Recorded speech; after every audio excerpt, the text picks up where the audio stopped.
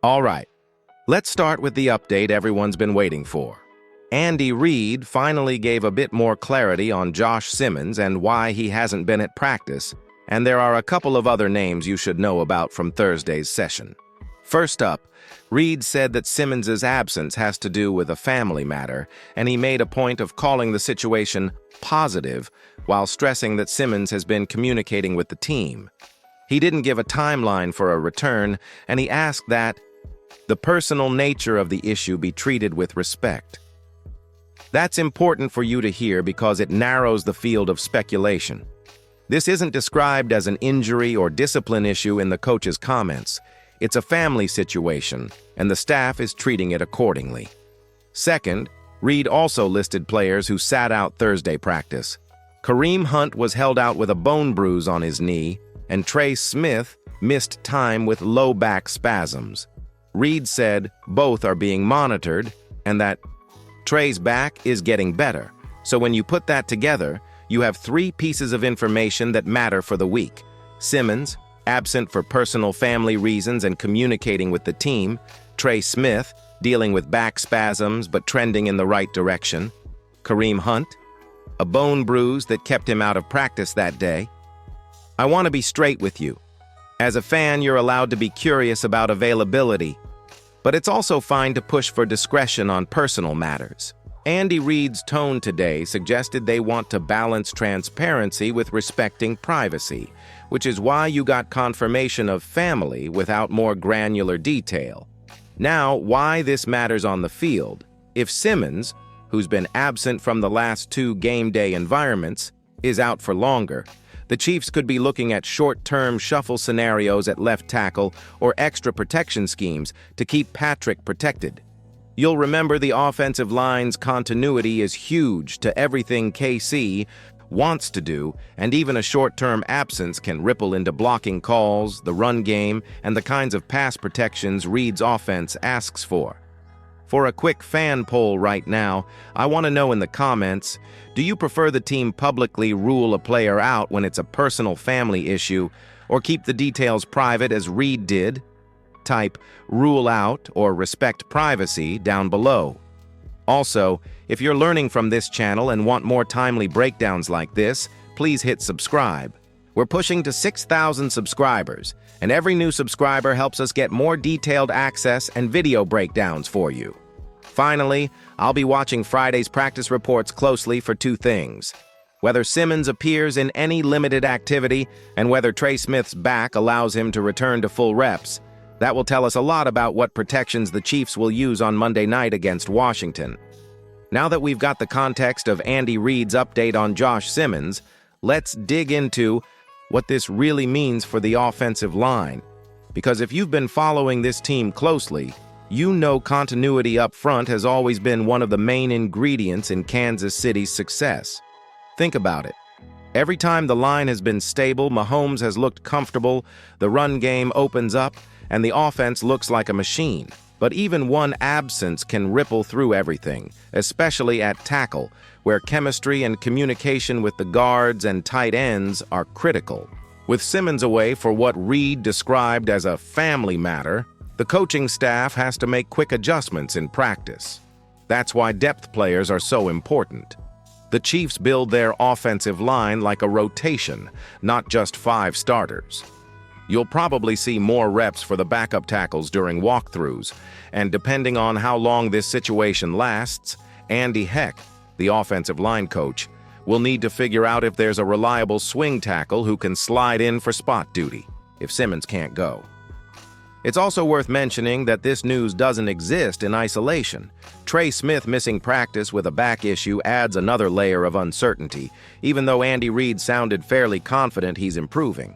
If Smith is limited and Simmons remains away, that could affect how the Chiefs manage their pass protection packages early in the week. You might notice a lot of tight end help on the edges or running backs staying in to block a little more often than usual in practice film, because Reid and offensive coordinator Matt Nagy love to prepare for all scenarios. The same goes for Kareem Hunt's knee bruise. Even though he's not a lineman, his availability affects how often they can use him as a blocking option in the backfield or in short yardage plays. This brings us to the key question: who steps in? Right now, the most logical answer would be one of the reserve tackles, or possibly some reshuffling where a veteran takes snaps on the left side. Remember, when the Chiefs used Prince Tega Wanogho and Wanya Morris as developmental tackles during camp, those reps could suddenly become valuable again if Simmons remains away. Both players have the athleticism and the frame, but the biggest challenge for young tackles in Reid's offense is learning to adjust to complex protection calls. Mahomes often changes things at the line, and the left tackle has to communicate fast with the guard and the tight end. You could see a scenario where the Chiefs lean on experience over youth, maybe sliding a versatile lineman like Nick Allegretti into a different spot temporarily, or even calling up a practice squad tackle just in case. The front office has always emphasized flexibility in the offensive line room. That's why they draft guys who can play multiple positions. So even though Simmons' situation isn't about football performance, it still has very real football implications. One thing I appreciate about this coaching staff is how they handle uncertainty. Andy Reid doesn't panic. He uses these moments to test depth, reward players who have prepared quietly all year, and remind everyone that next man up is more than just a slogan. Still, let's be honest, the left tackle position is one area you don't want to be testing too much mid-season, especially when you've got a Monday night game coming up. Protecting Mahomes is always priority number one, and with Washington's defensive front featuring some powerful interior rushers and edge speed, the coaching staff won't take any chances. So here's a question for you. If Josh Simmons can't play on Monday, who would you trust the most to step in at tackle? I'll give you 3 names to think about: Prince Tega Wanogho, Wanya Morris, or Nick Allegretti if they shift things around. Drop your pick in the comments right now. I'll be checking to see who the majority of you want to see fill that role, and in the next update video, we'll break down which lineman actually gets the most practice reps leading up to the game. And if you're finding this breakdown helpful, take a second and tap that subscribe button. Total Chiefs News is getting closer to 6,000 subscribers, and your support helps us bring faster updates and deeper analysis right when the news breaks. Up next, we'll talk about how these lineup uncertainties translate directly into Monday night's game plan and how Kansas City might adjust its offensive strategy against Washington's defense. All right, so let's talk about what all this means heading into Monday night's matchup against the Washington Commanders. Because when you look at Kansas City's situation right now, a possible hole at left tackle with Josh Simmons still away, Trey Smith's back tightening up, and even Kareem Hunt nursing a bone bruise, you can start to see why Andy Reid and Matt Nagy might tweak the offensive game plan. The Commanders may not be leading the league in wins, but one thing they do have is an aggressive defensive front. They love to send heat off the edge, and they'll test you early to see if your tackles can handle speed and bull rush power. That means Mahomes could face a lot of early pressure if the protection isn't perfect, and the staff knows it. One thing I expect to see is a heavier use of quick throws, slants, hitches, and screens to neutralize that edge rush. Reid has done this for years whenever the offensive line faces question marks. If Simmons doesn't play and the backup left tackle needs help, look for Travis Kelce and Noah Gray to line up tighter to the formation and chip rushers before releasing. It's subtle, but it buys Mahomes an extra half second. And for this offense, half a second is everything. You might also see more 2 tight end sets or running backs staying in for pass protection, especially on 3rd down. These kinds of adjustments aren't glamorous, but they win games when the line is unsettled. The Chiefs can also lean into something that worked beautifully earlier in the year: misdirection runs and motion-heavy plays. By moving receivers across the formation and forcing Washington's linebackers to hesitate, the Chiefs can reduce how fast the defensive line gets upfield. Expect a few more jet sweeps or motion looks from Kadarius Toney or Rashee Rice. When those plays hit, they force the defense to think, and thinking defenders don't rush as fast. Now, let's not forget about the run game itself. Kareem Hunt's bone bruise could limit his touches, so that means Isaiah Pacheco and Clyde Edwards-Helaire might shoulder more of the load. Against Washington's front, inside runs will be tough, but draws and zone reads can take advantage of over-aggressive linemen. If Trey Smith's back holds up, you'll see the Chiefs try to establish at least some balance early, not because they want to be a power-running team, but because you can't let a defense pin its ears back and rush Mahomes on every down. One big advantage the Chiefs still have, and it's something fans don't talk about enough, is Patrick Mahomes' pocket awareness. Even when the protection isn't perfect, Mahomes is exceptional at moving within the pocket, buying time, and creating angles that make his linemen look better. That doesn't mean you want him running for his life all night, but it gives the team some flexibility when they have to make short-term changes. From a game plan perspective, Andy Reid is one of the best in football at masking roster uncertainty. He's been doing it for over 2 decades. When someone's missing, he doesn't rewrite the playbook. He adjusts tempo, spacing, and sequencing. Don't be surprised if the Chiefs' first drive on Monday looks heavy on short passes, then gradually opens up once Reid feels confident in the protection. That's classic Reid, testing the defense's patience and conditioning while keeping Mahomes upright. Let's get your thoughts here. If you were calling plays, would you rather see Kansas City lean on extra blockers like tight ends and running backs, or just speed things up with more quick passes and RPOs? Vote down below in the comments with a simple extra blockers or quick game.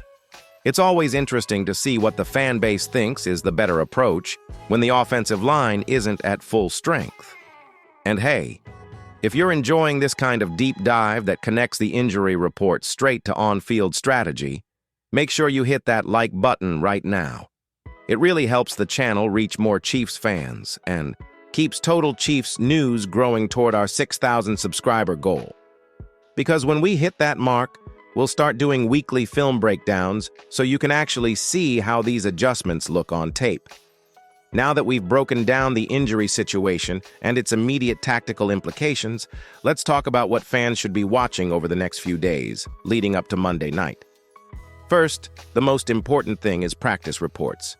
Andy Reid's comments give us context, but seeing who actually takes reps on Friday and Saturday will tell us a lot more.